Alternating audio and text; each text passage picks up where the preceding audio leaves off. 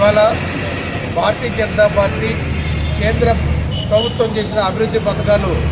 ప్రజలకు వివరిస్తూ నరేంద్ర మోదీ గారు మూడవసారి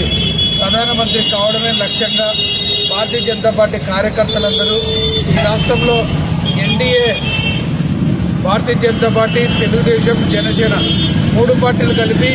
ఎన్డీఏలో భాగస్వాములై ఈ రాష్ట్రంలో ఎన్నికలకు వెళ్తున్న సందర్భంలో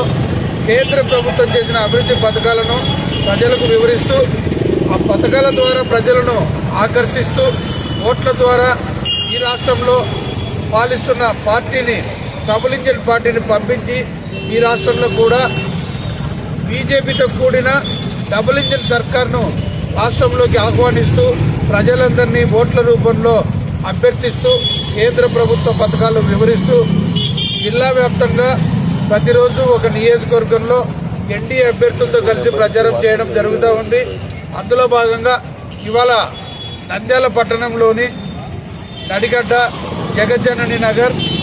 ఆత్మకూరు బస్టాండ్ ప్రాంతంలో డోర్ టు డోర్ ఇంటింటికి బీజేపీ అనే పేరుతో కరపత్రాల ద్వారా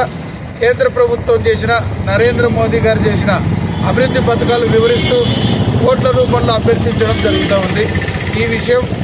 ద్వారా ఓటర్లను ఆకర్షించి ఇక్కడ కూడా ఎన్డీఏలో భాగస్వామ్య పక్షాలైన భారతీయ జనతా పార్టీ, జనసేన, టీడీపీ అభ్యర్థులను గెలిపించవలసిందిగా కోరుతూ ఇంటింటికి ప్రచారం నిర్వహిస్తున్నాం.